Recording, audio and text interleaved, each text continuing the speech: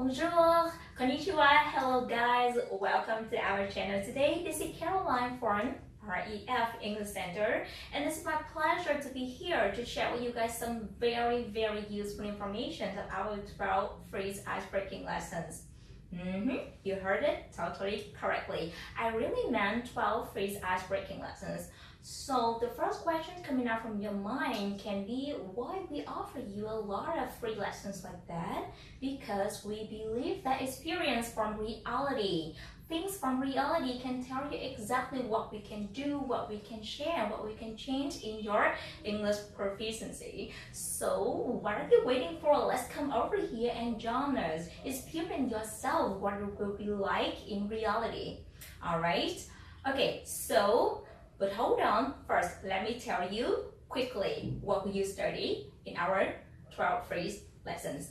Okay? Alright, so we know apart from traditional English teaching, like you have to do a lot of grammar exercises just to orally control one tense in English, or you have to repeat after the English teacher over and over like 1,000 times just to pronounce beautifully only one word.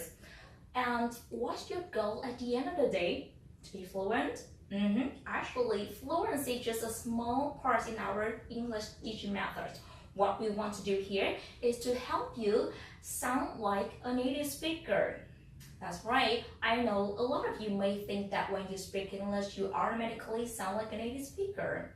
But I'm sorry, that can be wrong, because let me take this as an example for you. I have a very simple word right here, and I do believe that when you speak English, you use this all the time, but just in the wrong way. Okay, so sorry, let's go back to my example here. So if you notice, this sound, this word had a very familiar sound in Vietnamese like ah.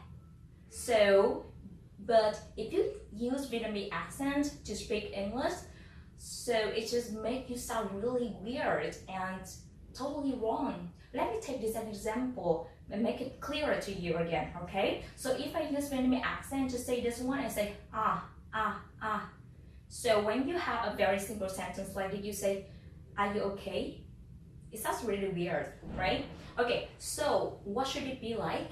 Let me share with you, okay? So if you know that the sound R comes from the back of your throat, so when you produce the sound, it could be like ah. And remember, the letter R of English is very typical for American accent. So when you do it, you have to curve your tongue up all the way back, okay? And then you say very short, okay? Make sure that you say it very shortly, okay? So when you go with American accent, you go alright. So when you have a sentence right here, you don't have to try your best to go up your voice at the end of the sentence, because just think like this. When you say it properly, correctly, your intonation is formed automatically. Alright? So let me say this one again in American English accent to you. So like I told you before, I have R, and when you put it in the sentence right here, you have are you okay? Are you okay? It's very easy and natural.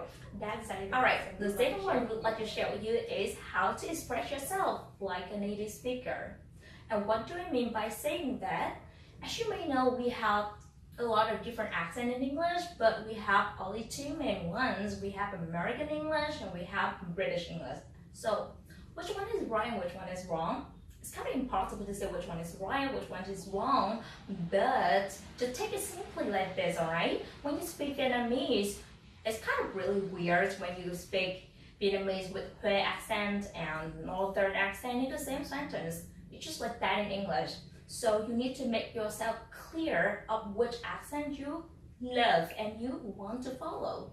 Alright? And our teachers at REF English Centers are qualified enough to help you sound and express yourself like a native speaker. To make it clearer, let me take another example for you. I have a very simple sentence right here again, and let me do this one in American English accent. So I go, it's so hot today. It's so hot today. It's very easy, right? But when you do it in British accent, you say, it's so hot today. It's so hot today. You see the very tiny little difference between them? That's exactly what we want to teach you. Make yourself express Alright, and the last one we want to share with you is how to act like a native speaker, but not like how to act like a rocker or something like that, okay? What we want to do here is to help you know the native speaker's body language and jokes, because those things are about cultures, and it's kind of no way you can learn them from books or learn by heart. What you can do is to learn them from reality, from experience, and from environment. So we always offer you native-like environment in classroom. So when you go to class, you learn them unconsciously, and when you interact with native speaker, you're like, oh, I know this one, but why do I know this?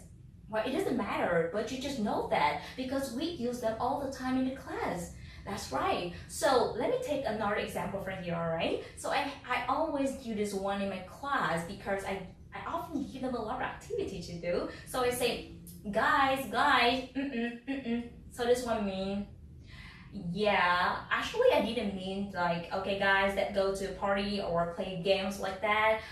Actually I mean here is that, well, your time is up. You are running out of time, and I really mean it. You are running out of time. So what are you waiting for? Don't hesitate to come over here. We are so much excited to see you one beautiful day at REF Language Center. And thank you for watching. Bye.